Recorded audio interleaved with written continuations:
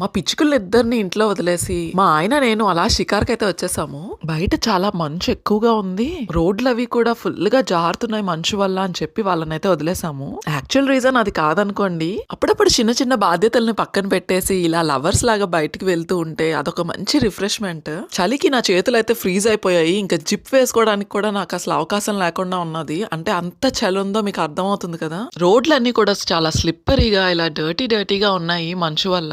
నేను camera on చేశానంటే మా వారు మాత్రం ఫ్రీజ్ అయిపోతారు. అదేంటో తెలీదు. ఇంకో ఇంపార్టెంట్ విషయం మాట్లాడదామని అనుకున్నాను ఈ వీడియోలోని. ఒకరిద్దరు సబ్స్క్రైబర్స్ చాలా ఫ్రీక్వెంట్ గా అడుగుతున్నారు లాంగ్ వీడియోస్ చేయమని. చేయడానికి నాకేం ప్రాబ్లం లేదు. కాకపోతే ఇప్పుడు చలి వల్ల ఇంట్లోనే ఉంటున్నాము. సో ఇంట్లో వీడియోస్ మీకు బోర్ కొడతాయి కదా అని చెప్పి నేను ఆలోచిస్తున్నా అంతే. అట్లీస్ట్ ఈ వీక్ లో కాకపోయినా నెక్స్ట్ వీక్ లో చేయడానికి తప్పకుండా ట్రై చేస్తాను. ఇంకా సంగతి పక్కన పెడితే ఈస్టర్ వస్తుంది కదా, ఈ చమల్ పిల్లలన్నీ కూడా భలేగా తయారైపోయాయి. ఇంకా షాప్ లో వింతగా విచిత్రంగా కనిపించింది ఏంటంటే అన్నాల్ని కూడా ఇలాగా తయారు చేసేసి వండేసి అమ్మేస్తున్నారు. ఇది చికెన్ ఫ్రైడ్ రైస్ అంట.